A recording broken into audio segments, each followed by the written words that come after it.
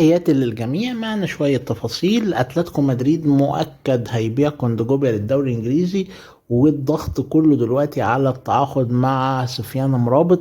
وبعد نهاية دوري المؤتمر الأوروبي ضد وست هام، فأتلتيكو مدريد هيضغط بقوة للتعاقد معاه، بالرغم إن برشلونة مهتم.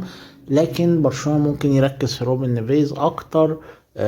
ممكن يركز في توباميندي، لأن واضح ان دييجو سيميوني مقتنع بسفيان مرابط، وشايف ان الصفقه دي لو جت هتفرق كتير جدا في وسط ملعبه الموسم المقبل.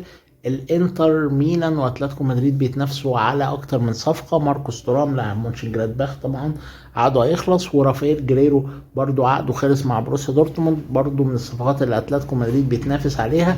وجريرو هيبقى اضافه كبيره للناحيه الشمال. اتلتيكو مدريد بدل ما هو بيلعب بكراسكو او هرموسو في الناحيه الشمال، هيبقى مؤكد ان هو بيلعب بباك شمال عنده خبرات زي جريرو، اللي طبعا الفوز بالدوري الالماني مع بروسيا دورتموند لو تم ان شاء الله هيديله زخم كبير وزخم تسويقي ليه ولاي لاعب بيلعب في بروسيا دورتموند.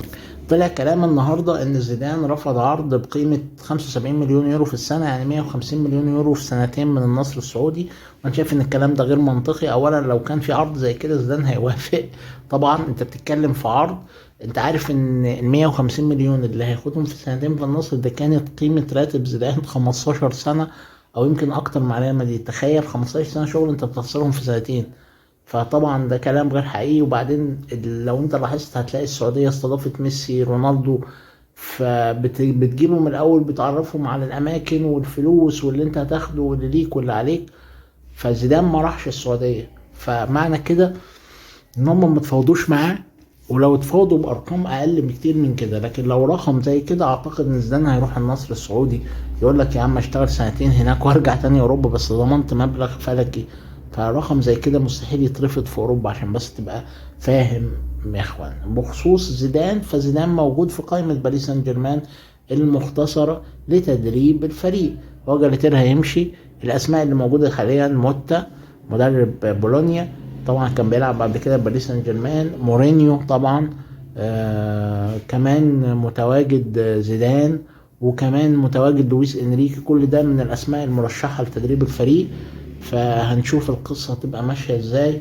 باريس سان جيرمان عاوز يخلص من الملف ده، اعتقد انه هيخلص منه في الاسبوعين الجايين، خصوصا ناصر خليفي موجود في فرنسا حاليا، لانه كمان عايز يحضر نهائي رولان جاروس. فهيقعد اكيد بيعمل اجتماعات موسعة لحل ازمات الفريق وانهاء الجدل الموجود على الفريق الفترة الحالية.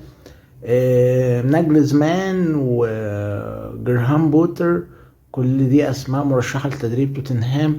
خصوصا توتنهام كان عينه على سارلوس مدرب باينورد، لكنه رفض. باينورد رفض انه يتخلى عنه. فهم دلوقتي بيفكروا في جرهام بوتر وبيفكروا في ناجلزمان. هنشوف هيقدروا يوصلوا لايه. توتنهام محتاج مدرب بسرعة علشان ينقذ سمعة الفريق المتضررة، خصوصا ان هاري كين عايز يمشي، لان هو حاسس ان النادي مشروعه ماشي ببطء شديد للغاية.